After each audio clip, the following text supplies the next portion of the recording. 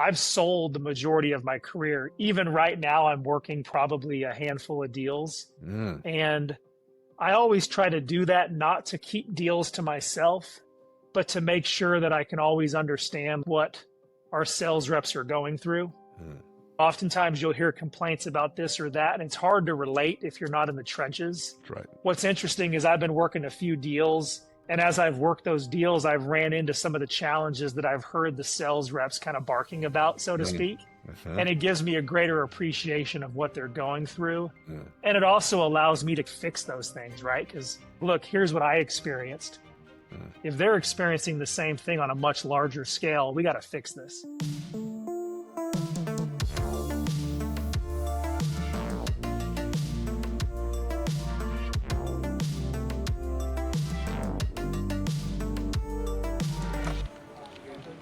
This is the Revenue Vault, where we discuss go-to-market strategies for CROs and sales VP to implement to scale results.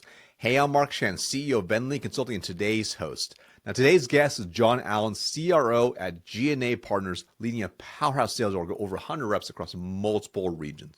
Now, John's built something remarkable. His team just wrapped up their Denver Summit with over 140 professionals, and he's scaling revenue through surgical forecast and management using tools like Boost Up for weekly pipeline precision. Now, what sets John apart? Well, he still works deals himself as a CRO, staying in the trenches with his reps to understand exactly what they're facing daily.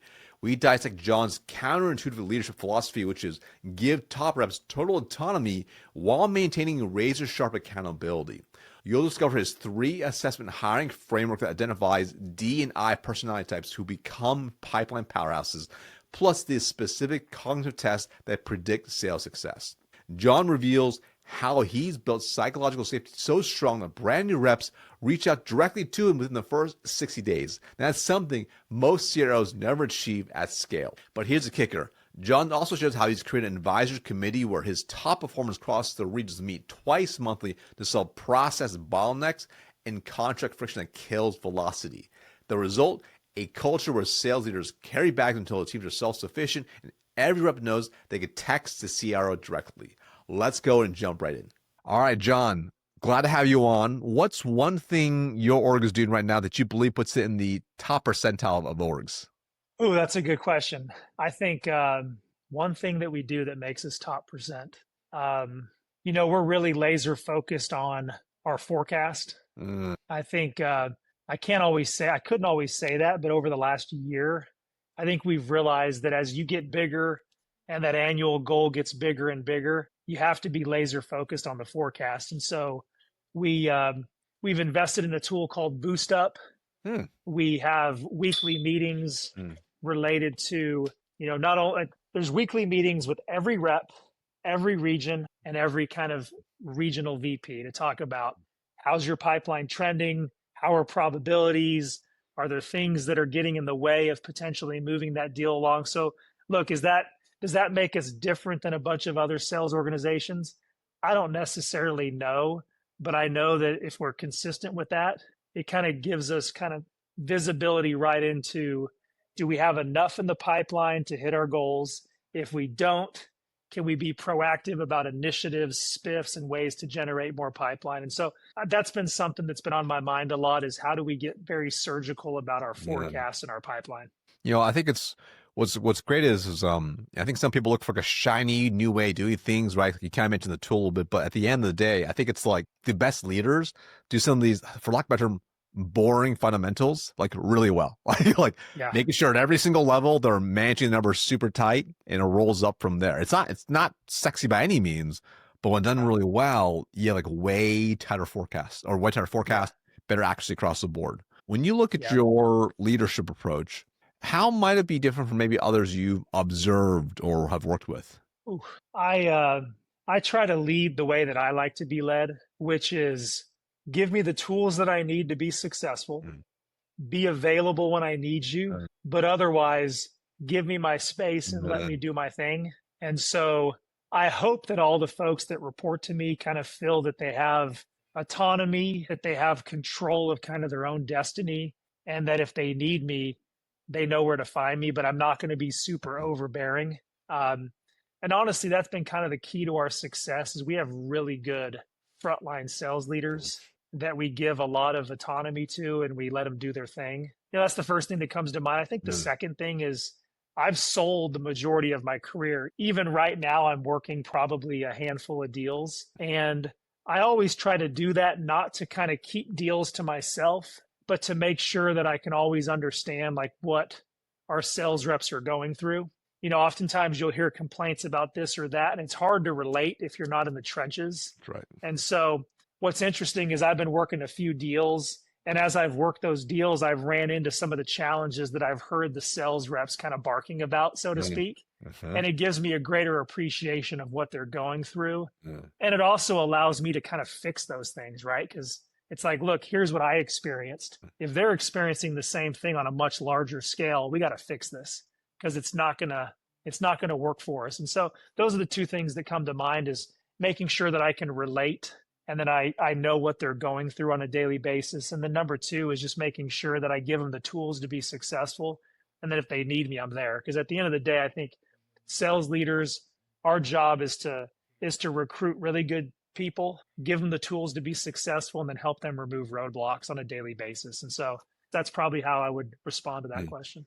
Well, I think it's pretty amazing, John. I mean, and to give the listeners some context, right? I mean, you're a CRO, you have multiple layers of leadership, right? You have, RVPs reporting into you. You have, we'll call it over 100 reps, but yet you're still running deals on your own, which I think is absolutely incredible. And I think there are some people out, some CROs, some sales VPs listening, they're like, I don't have capacity to do that. I don't have time to do that. So for you, how do you find the time to actively work these deals still as part of your normal workflow and rhythm, because you have so much responsibility across the board? Yeah. I mean, look, I have a sales admin that's phenomenal and she can read my mind. She knows kind of how I do things. And so I can send things to her and say, hey, I need you to submit this for underwriting. I need you to do an analysis here, put together a proposal for me to review. And so that allows me to still be in the trenches and still hold the discovery calls, do the confirmation meetings, do the proposal meeting, but not have to necessarily do kind of the nitty gritty work that goes with getting from an opportunity to an opportunity closed. And so that's certainly a huge help. But yeah, I mean, at the end of the day, do I have time to work my own deals? Probably not. Do I work my own deals at the same volume that I used to? No, because there's a lot of folks on the team that I trust. And so I can farm stuff out, but I still try to work a few deals a year just to make sure that, again, that I understand the process, that I understand kind of the type of questions and objections that are coming up during the sales process. And most importantly, that I understand what our sales reps are going through on a daily basis so that I can fix things that aren't working. And I feel strongly about that. Yeah. No, I love it. I've always been the same. I've always thought the same thing, right? And I've always been baffled for the leaders who are not in the trenches, right? Even larger, because even if it's just a handful of deals, right? Or even one or two deals. I mean, then you can hear what the market's saying, what's going on. You can resonate more, but it keeps you closer to what's going on in the actual market, right? And really, if I understand right, really what you've really done is you're leveraging the resources you have, which is, you have your admin to help you with some of the, maybe either more administrative stuff, right? So you have more time for the bigger picture stuff while working the deals actively, which I think is great. I think the other piece, this ties into what you mentioned in terms of the frontline sales leaders, right? Which I think is one of the hardest jobs out there because, you're running a direct team. And you mentioned that, you have a great team of frontline sales leaders. How did you go about building that? Were there hires that are already rockstar frontline sales leaders? Did you have to train and develop them? Because that is like such a hard job to have to be really effective at. Yeah. I mean, for us, as I look at our sales leadership team, the majority of them joined us as they were leaders at their prior location. I think we have one that I can think of right now that was promoted from a sales rep to a leader. And that's not to say that there's not more out there. We've identified a handful that when the time is right, they could certainly be elevated. Actually, I take that back. We just promoted 4 last year that went from sales reps to leaders in our Southeast region, and then one in our Central region. So there's about 5. And before that, there had been very few that had been promoted from the sales rep ranks to the leadership ranks, not because they weren't capable. We were just a smaller organization. And so my point is as we get bigger and bigger, there'll be more opportunities for folks to kind of go from sales rep to sales leader, which I love because they know the G&A way. They've been in the trenches. Yeah. Many of them continue to carry a bag, at least until their team is kind of fully functioning and they're confident they can hit their goals without the sales leader carrying the bag. But, the main way that we've found great leaders is a couple things. One is, I think, because of our reputation, folks kind of proactively have reached out to us and says, hey, I want to be a part of G&A. That's one way. Two is we have a great recruiter internally that knows the industry, knows the players, and he's constantly reaching out and putting feelers out there for folks that are looking for a different opportunity. But yeah, we've been lucky. We hired a gentleman in the East that's been in the space for a long time. What's incredible is if you hire people that have done a great job at prior spots or prior stops, they have a following, right? And so when they come someplace new, their network starts asking questions like, hey, I see that you moved to G&A Partners. Tell me about it. And as they evangelize the G&A message, it just attracts more and more folks to the organization. And so I give a ton of credit to my existing leaders for recruiting and helping us scale the team, and for their reputation, which has drawn some great talent to the organization. I think what's really interesting is in our short conversation so far, you talk about heavily about the talent around you, right? From your sales admin to the leadership to even reps that get promoted then to the recruiters, et cetera. It's obviously a big core part of the growth and success you guys have had. Is there a way you gauge if they're going to be good talent or not? Do you have a scorecard that you use, or is it there's certain things you're looking for, attributes you're like, okay, this helps kind of vet to see if they're a good fit for our company? Yeah. Well, the first thing I'll say is we're not perfect at this. Nobody is. It is. It is really hard Yeah. to recruit and hire sales reps, right? There's it's just hard, right? I mean, the interview process can go great, and then you get them in the door and it's like, have you ever sold before? Do you understand what it takes? Yeah.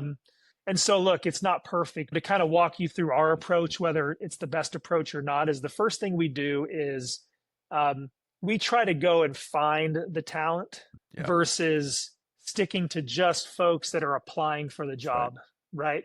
We just, for better or worse, we just think that many times if you're just looking at applicants that are incoming, oftentimes they're running from something, or they just weren't successful where they are. So we're trying to find folks, whether it's through LinkedIn or through contacts, that you can clearly see a path of longevity at their current location, a track record of success. We're talking to, referral references that know them. That's number one. Number two is we have all of them do, an assessment to see what is their sales acumen. Are they wired for sales? Sometimes we'll do, other assessments like the DISC to figure out where they fall. Because, years ago, we did the DISC assessment for our entire sales team. And if you look specifically at our top performers, there are certainly outliers, but many of them fall within a certain DISC profile. And so we'll do that and see if they fall within that preferred profile. And then the other thing that we do is a cognitive assessment. We just want to know, regardless if you don't know anything about our industry, do you have an above average intelligence? Can you think, can you think on your feet? Are you curious? Can you do some math? Can you do some analytics? Can you think outside the box? And, those different assessments have led us in the right direction. What's interesting is when we've ignored those assessments, 9 times out of 10, you look back and you say, you know what? The assessment was telling us what we needed to know, but we ignored it. So oftentimes when you do the interview, there's, you feel connection, there's chemistry, and you're like, oh, I like this person. And you ignore some of the assessments. 9 times out of 10, that comes back to bite you. And so we put a lot of stock into those assessments. I think it's really interesting, right? And I think it's interesting because you see some, they were doing, they kind of move away from it, right? I'm a big fan of the DISC profile. And you mentioned there's a couple profiles you've seen. So what profiles have you seen? Okay, this is really effective for hiring a great sales rep, generally speaking. I mean, specifically as it relates to the DISC assessment, and you probably know more about this, but the D and the I, those seem to be more prevalent in top performers, where there's just a level of intensity, Yeah. where it's like, it's interesting. This is a little bit of a tangent, but when I think about some of the top reps at G&A Partners, they're the type where they might send me an email or call me on the phone and I don't answer. And within 5 seconds, I'm getting a Teams message, or within a minute, I'm getting an email. Like they're the same way with their prospects, where there's a level of intensity. It's not overkill where they're being, too much in your face, but like they're seeking answers. They're seeking a response, and they'll do what it takes to get that response. And I think that comes up oftentimes when they fall within that D or that I in the DISC assessment. And so we're just looking for their level of their intensity. Do they have analytical skills? Can they kind of think on their feet and put themselves in the shoe of the buyer that's thinking about, like, what is this going to cost me? How is this going to make, they kind of go through that assessment on the fly? I'm trying to think through if I had the assessment up, there's about 15 different characteristics, and some of them are like cooperativeness, negotiation skills, propensity to prospect. There's just a handful of things, and we look at those. And what's interesting is sometimes if they're not super cooperative, that's not a bad thing, right? Oftentimes it means like they're not just going to take something at face value. Like if they get a result back from underwriting, they're not just going to be like, well, I guess this isn't a fit. They're going to be like, no, I'm not going to accept that. I need a better answer. That's right. Because I have a willing buyer, and I'm not going to take no as an answer. So I'm going to continue to push and prod. And so those are the kind of characteristics we're looking for. I think it's really interesting, right? I mean, I'm a strong D, if you couldn't tell. That's just how it is, right? In terms of like, have you, and now if you have thought about this at all or not, but how about in terms of like leaders, right? Like when you put that frontline sales leader, and have you seen a certain profile that seems to fit better for you based off the DISC profile or any other assessments? That's you're jogging my memory, but we certainly have a few leaders that fall in kind of the S and C category. And what's interesting, if I remember, the DISC assessment shows like your natural score, and then it's kind of like your learned score, right? Like how you've evolved over time. And what's interesting is there's a handful of our leaders that like their natural score is a D or an I, but because they've been leading for so long, they've kind of gravitated towards the S or the C, where they're a little bit more calculated. They're less reaction. I mean, they don't react as quick. They're more willing to get into the weeds and kind of, assess things. And so it's just interesting to see. I mean, but I will tell you, we do have a few outliers that are top performers that fall into that S or C bucket. Of course. But, there's a big chunk. The majority of them, of our top performers, are D's or I's. Yeah, I've always found those personality. I mean, I'm a little obsessed with the personality assessments, right? I love all. I've done all types, right? From the HBDI to the Myers-Briggs, the DISC to the Enneagram, right? And I remember what was really interesting was this is years ago. It was myself with a number of other people in my same role, and we all run like at least 80 to 150 reps each in our market. So we're all leaders, right? And we probably had, I think, 30 of us leaders in the room, and VPs on top of that as well. And we had all done this Enneagram test, and there's 8 profiles, kind of similar to the different profiles, but I would say like 80% of the room was like the same number, the same profile. I was like, that's kind of wacky, actually, like, I'm like, they kind of have this down to the science, actually, like it wasn't perfect by any means, right? Yeah. But they found, like, generally speaking, birds of a feather flock together. So those are always a lot of fun, right? Now, what's interesting is, sorry to cut you off. What's interesting is, like, if you look at all of our different kind of sub teams across the organization, all of them have, like, you can clearly see there's like, if I have a team of 6, there's 2 or 3 where you're like, they're D's or I's, like they're very, and then you have a couple others that might be a different profile. And then when you kind of relate that to sales, it's like, okay, those are your purebred prospectors. Then you have your super analytical folks that they have less opportunities, but they have a really high close rate. Because they do a really good job when they have an opportunity. And then you have others that they do great with referral partners because they're great at fostering relationships. And so I don't think there's one size fits all. What we tell our sales team is take what you do really well and see if you can combine it with like what we call the G&A way, which is don't just assume that what you do is the only way, but continue to do that because that's what makes you unique, but be open to other ideas, right? So for example, if your referral partners aren't generating enough pipeline and opportunity, well, you can't just sit on the sideline and hope that a third-party referral partner is going to feed you pipeline. That's right. You probably need to pivot and do some pipeline generating activities that maybe make you a little bit uncomfortable. And so that's the constant battle, is to kind of get outside your natural tendencies and be willing to do things that are proven that may not be supernatural for you, because over time that can become a learned behavior. That's right. And you can get pretty good at it, you know? I think it's so critical, right? I think a lot of companies struggle with this, right? Because they bring people in who are maybe naturally a certain way already. They already have certain skills because of their experience and whatnot, but then you're trying to get them to adjust as well a little bit, right? How have you worked to create that culture where they're going to be open to seeing like some of their gaps to work towards that, like the example you mentioned? Yeah, I mean, culture is a tough thing, right? Yeah. And I don't know if we necessarily do anything deliberate. Like we're doing this because we want to, make sure that our culture is X. Yeah. I think it's just like I said, I mean, I manage and I interact with people the way that I like to be interacted with. And I think that over time, it just kind of grows from there. And the culture of the sales team kind of takes on the identity of the leader. Yeah. And so what I mean by that is, we're a super flat sales organization.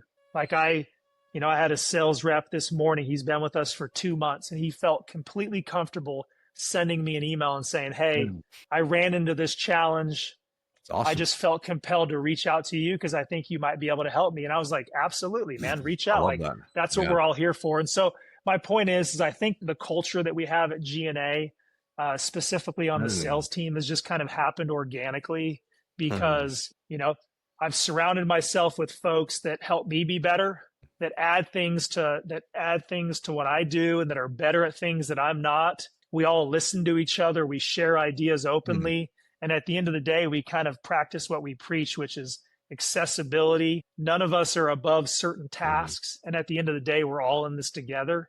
And I think that mindset has just kind of permeated through our sales organization, where it's like, let's just all pick up the tools and let's do this together kind of thing. I don't know if that answers your question or not. Well, what I think is really interesting is it's very impressive, John, because reality is a lot of times, at your level, the CRO level is multiple layers of leadership. For a rep to, it's new, right? It's new to be open to reaching out to you and say, hey, I just want to get your insight on this.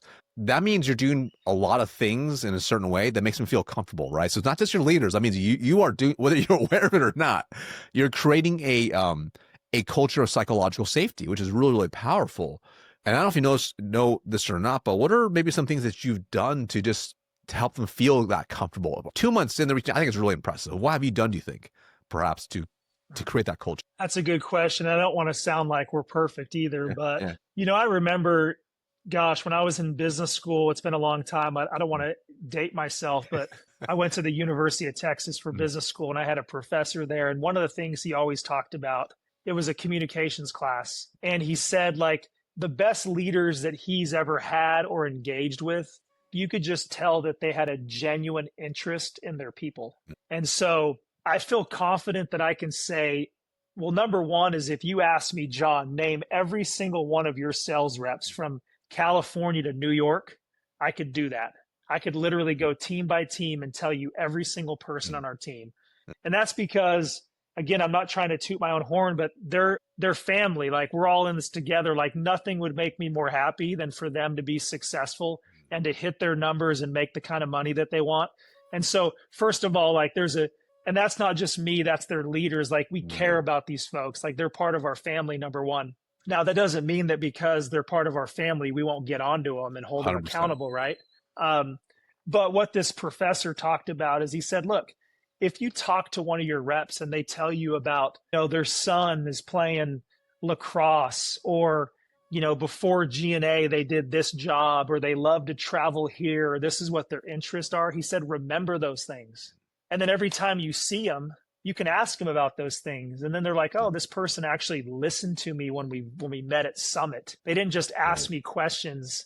they actually like internalize what I shared with them, and they actually like, they remembered it. And then when they see me again, they ask me about it. And so anyways, that's a long way of saying like, I care about these people. I ask them questions and I remember things about them. And so when I see them, I'm like, hey, Jason, how's your daughter doing with her volleyball team? I know she made the JV team as a freshman. How's that going? And it's like, those things matter. And I think that they connect you. And then at the end of the day, they don't want to let you down. They want to perform not only for you, but for themselves and for their family. And so that's kind of the way I approach it is, just care about them, show them that you care, and, make yourself available to do anything and everything they need. I love that, right? I think it's, in a world where a lot of leaders are very transactional with their team. Oh, you know what? They don't make it no problem. Let's hire somebody else kind of backfill. Your approach is very much more transformational, right? Getting to know them. And I want to get super tactical, right? Because I think there's some leaders like that sounds great. Yeah, just kind of remember those things. So let's say hypothetically, and I want to hear like kind of what you do personally. A brand new rep starts, all right? It starts, let's call it today. What type of interaction do you have at your level with that rep when they start? And how often does it happen? And in what medium, whether it's like in Teams or Slack or email, phone call, what's that look like? Yeah, I mean, that's an area of opportunity. Here's what I normally do. I will always reach out to that individual and say, hey, welcome to G&A. First of all, I interview most of them. So I'm involved in the interview process. So I already kind of know them. But I'll usually shoot them an email and just say, hey, welcome to G&A. I know the next 30, 60 days is going to be intense, lots of training, getting used to a new organization. If you need anything at all, reach out to me. And I mean that, like if you don't understand something or you want to know who to go to for what, just reach out to me. So I always do that. At that point, I usually kind of take a back seat and let their leader and let our training department do their thing.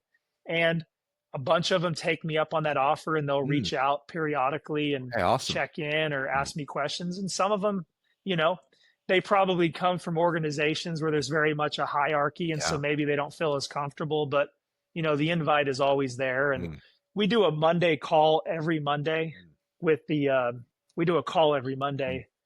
entire sales organization where we train on something. I try to attend as many of those calls as possible and chime in and just be present. I can't always attend all of them, but I probably attend at least two out of every month. And so I think just being present, they see me, this is important to John. It's important to us. And then again, on Teams, I'm just one Teams message away from any of them, right? If you need me, let me know, kind of thing. Well, I think even though I know you're downplaying a little bit, John, but there's a couple of little nuggets I want to kind of focus on. I think is really important for those listening, right? So you're part of the interview process. I think many CROs are. I mean, even if it's just a kind of stamp at the very end, right? Sometimes that's the case. So there's a little bit of connection built there, right? But then when they start, even just that personal outreach, right? Even that email, that I think means a lot to probably a lot of the new hires. Like, oh, it makes them feel welcome. Because as we know, the first 30 days is like when they're wondering, is this still the right place for me? They're not sure still. And the first 30 days is so vital. So you have that reach out, right? And then, of course, then on top of that, there's a level of visibility where, even if it's every other week, even if it's two out of 4 weeks, they see you visibly, on a Teams call. There's this presence that's okay, cool. John's not one of those guys who just flies super high. You never see them. He's so corporate. It's you're in the trenches. They see you with that, which I think is really valuable. And even though it may not seem like a big thing, but you compound that over time, right? I think about, it's called even twice a month over 12 months. It's 24 times plus any other interactions you're probably going to have with you on top of that. That's a lot of touches that really do add up to kind of build that culture, whether you're aware of it or not. So I think kudos to you, I would say, because I appreciate that. That's a big deal, right? I think a lot of leaders are not doing that, just so you know. I appreciate that. I can certainly do more. We have we call it our BA advisory committee. So BA stands for business advisor. It's sales rep. And we've kind of put together a group of 10 or so of our top reps where they can kind of share frustrations or opportunities to improve. And so I was able to attend that call last week and, it was great. And that was something that your comment kind of triggered a thought, which is, I probably need to attend that call more often.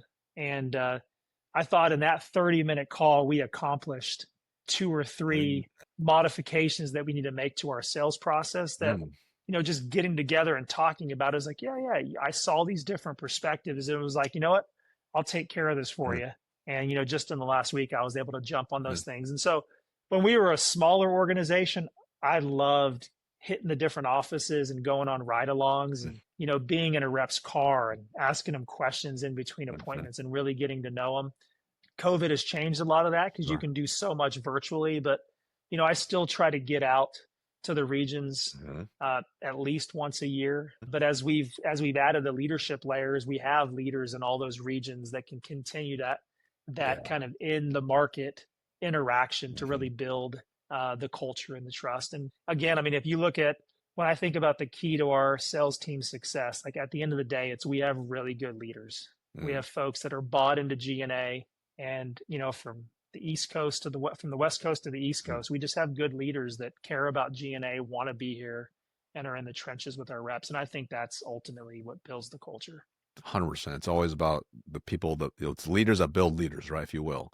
Yeah. And I'm really interested. I mean, you have these little underhanding, like, oh, we're kind of doing this thing, which is like, actually, it's like no one's really doing that, So, which is great, right? So, like for instance, you have your BA, meeting, which is it's almost like it's like you basically your top reps getting together and discussing that. What's that like? How's that call usually run? Who runs that call? Who owns that call? And how'd you come about deciding to create that call, or Yeah. did someone come up with the idea? Yeah. I mean, honestly, I have to give all the credit to two individuals. One is her name is April Snavely. She leads our West Coast team, and then she has a top performing rep on her team, Alex Marcus. And the two of them, just through their one-on-ones, they were like, we really need to get a group together Mm, of top reps that represent each one of the markets that we can meet. I think they usually meet once or twice a month. And April mediates that call. And there's always a topic, and she'll bring in outside speakers. And mm, so, recently, our last conversation was about contract modifications mm, and things that kind of slow down the back and forth. It's like you get a deal, and you've probably mm. experienced this. It's like you finally get a verbal, and then the contract negotiations just like slow everything down. And so they're like, Right. what can we do to make the contract Mm, less onerous? Are there things that we can tweak? Can we add additional information? Can mm, we automate this or that so that it's not just, so much back and forth? And so those are the type of conversations. And, she does a great job at like polling the different, sales reps and saying, what's top of mind? What are we struggling with? What's slowing down the process? What do we need to be better at? And, major kudos to them. And I think it's been a huge initiative. mm. But yeah, I No, can't take any credit for that. well, I mean, I think at the end of the day, the cool part is like when you surround yourself with great people, they come up with the ideas, and you're just helping facilitate that situation, right? Like, I don't think you as a leader or we as leaders have to come up with those ideas, right? Like I remember years when actually the reason I want to dive into that because I love the structure, right? Because I remember doing something very very similar where it's like we set up because we end up having growing. I was traveling quite a bit, going to all my locations, right? Yeah. And meeting with the teams, riding the reps, all that stuff. But because of my travel, I knew I can only be in the market maybe 4 times a year max, right? Just get how big my territory Sure. was. So I'm like, we need to scale performance more, right? So like we actually had weekly trainings as well, very very similar. We brought in top Yep. reps to share top things, right? But then we also built a separate leadership program where we would they had to apply. They'd be top reps hit certain numbers, and they need a recommendation from their leader to apply to be in this developmental program to prepare them for either like the next senior level AE type role or senior like sales role, or a leadership role. And then every month we got together and we would train on specific things. And sometimes there were sales stuff, but most of the time it was like training them on things that prepare them for the next role. So for instance, like as you and I both know, learning how to recruit is so valuable. And a lot of Definitely. these reps, if they were reps, they become a manager, they don't realize how important that is. So like when they learn how to use LinkedIn Sales Navigator to find people and do outreach before they get in that role, you already leg up. If you teach them how to read a P&L statement and manage a budget, you already a leg up. So we would Yeah. develop this whole program, very similar to what you had, that's kind of evolved. So we're like developing like future leaders in one program that was consistently, and we oversaw that program. And then we these other developmental programs as well to improve their skills. And we use top reps, inserted them in to help train, develop the rest of the org as well. So it's kind of like the Yeah. future of GA. You guys are already doing it, by the way, and some companies never do this. So I think it's kind of amazing that you already have like a lot of foundational pieces already moving in place. So it's kind of cool to see where it's going to be in like 5 years, you know? Yeah.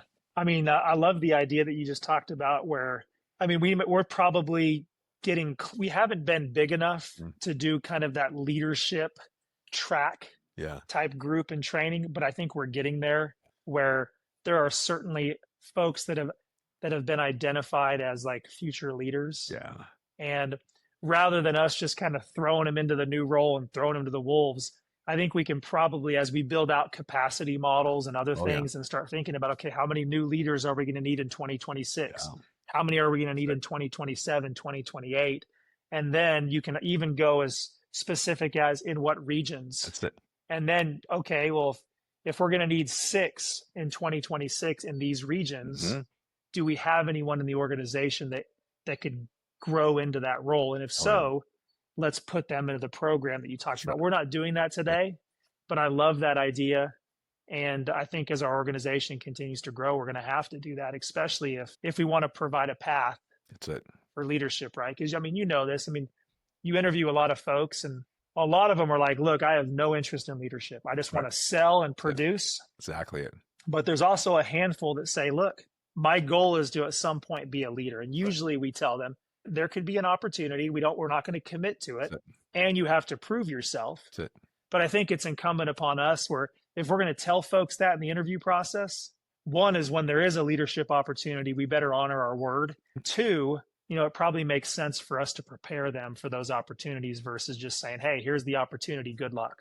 Oh, yeah. And I would even argue, because, I know the size of your org and your leader. I would say now you guys are in the perfect prime spot now, right? Because like I look at leadership, like let's just say, for example, if we just say you have 10 direct sales leaders, even if you get only 20% turnover in a leadership like team, that's still 2 new people you need to replace. So it's like every year, it's like I need to at least replace X number. I used to look at a capacity model. I would look at like how many reps I'm leading. I'm like, okay, based off my projected growth and also turnover, I'm gonna need X number of leaders, X number of people. So I'll have to cycle in this like whole pipeline of people. I'm like, all right, we need to interview like 2 people a week every single week. we need to like start like getting the pipeline ready to go to kind of backfill everything else. Otherwise, we're not hitting our 2027 numbers. There's always crazy sales math you always have to work through. So definitely. Now, let's just say if you were tasked with, John, you need to double revenue next year for your organization, but you cannot hire any more people for headcount. What would you have to change? First of all, that would be very, very difficult. Like, I'm out. See you later. Yeah, you might have to change the leader, someone that could actually do that. No, look, we have a private equity partner, TPG Capital. They're a fantastic partner.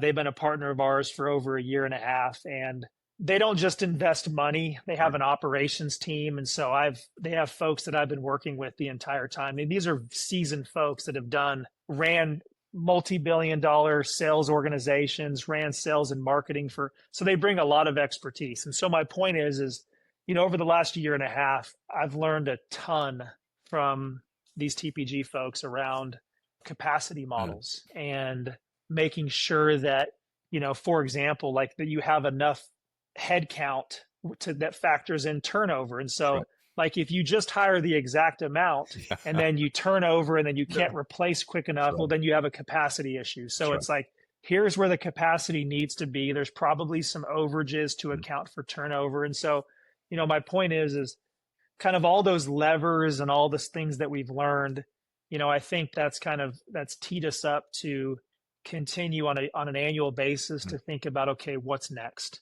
How do we get to the next level? And doubling revenue from where we are today, probably not feasible unless we hired a ton of sales reps. In a perfect world though, I would love nothing more than to invest a big chunk of money into our marketing efforts and have that just create so many leads that our existing sales force is just inundated with incoming opportunities, right? Like that's our goal. Yeah. We've certainly seen, we've done a ton of things on the marketing side to generate more and more leads. We have a long way to go. But my eventual goal is, as we look at our capacity model and we look at our forecast and we look at where we need to go, historically, it's always been, well, the only way to get there is to hire more sales reps. Sure. And I think that'll always be a component of it. But I would love to be able to say, we got to go from this point to this point. And we can do that by hiring X amount of new sales reps, but we can also invest X amount in these marketing initiatives. We can invest X amount in an SDR, in additional SDR resources.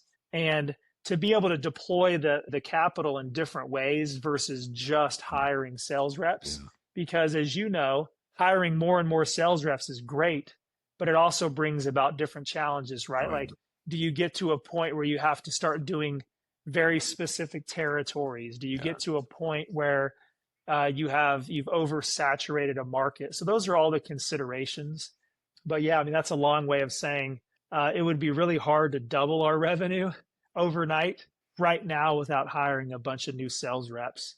And so I think the future of G&A really needs to diversify that and needs to be a combination of SDR investment, sales rep investment. Are there things we can do on the AI side? We're certainly testing out these different AI SDR agents and like, how does that evolve?